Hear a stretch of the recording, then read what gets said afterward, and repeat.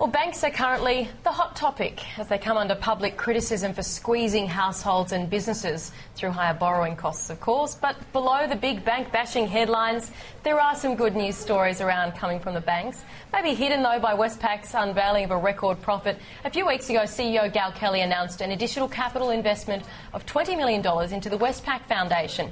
The foundation helps to support disadvantaged families across Australia, and there will also be a relaunch of the foundation early next year, so we'll keep you posted on that one. Peter Shergold, though, you're with me in studio. You're across all the news in this sector. What else has happened this month? Well, on November the 4th was the 40th anniversary of another foundation, the Ramaciotti Foundation. Earlier on we did the 25th anniversary, I think, of the Macquarie Group Foundation. Now, the Ramaciotti Foundation gives money to biomedical research. It's a really good story about how a gift can go on giving. Vera Ramaciotti was a single, unassuming millionaire back in the 1960s. In 1970, she sold one of the family assets, which was the Theatre Royal in Sydney. So she took money, about $6.5 million, out of that sale, put it into a foundation. It's put out about $50 million now to biomedical research, about $2 million a year, and it's still got $52 million in the foundation. So you see how a philanthropic donation can just keep on having this extraordinary beneficial social impact. Yeah, the gift that keeps on giving, as they say, yes. And also this month, Social Innovators Sydney held the first Bootcamp for Social Innovators. It brought together Sydney's best and brightest to work together on the plans they have for setting up new social enterprises and learning how to develop a sustainable business model. The boot camps will run every 3 months. They're aimed at young people who have creative ideas on meeting community needs. Now, speaking of getting a bit creative, I recently actually spoke with the CEO of Lifehouse at RPA about plans to issue $35 billion of bonds. This is believed to be an Australian first for fundraising in the non-profit sector.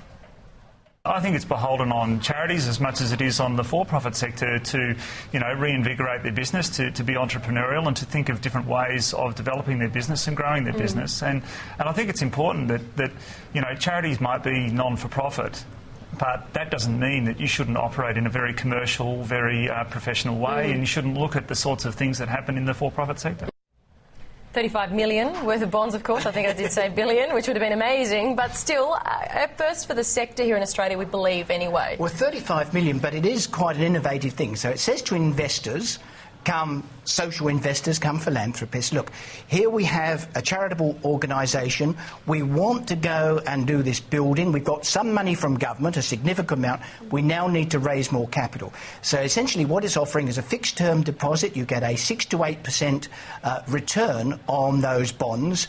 But you can, if you want, decide to give the interest or even the principal back to the foundation.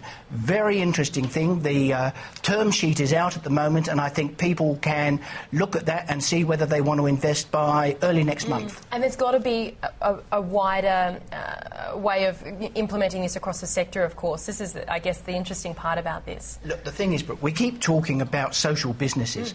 It's very clear to us that one of the things that's holding back social businesses and social entrepreneurship at the moment is actually getting in the capital to do things. So I think this is a really innovative approach.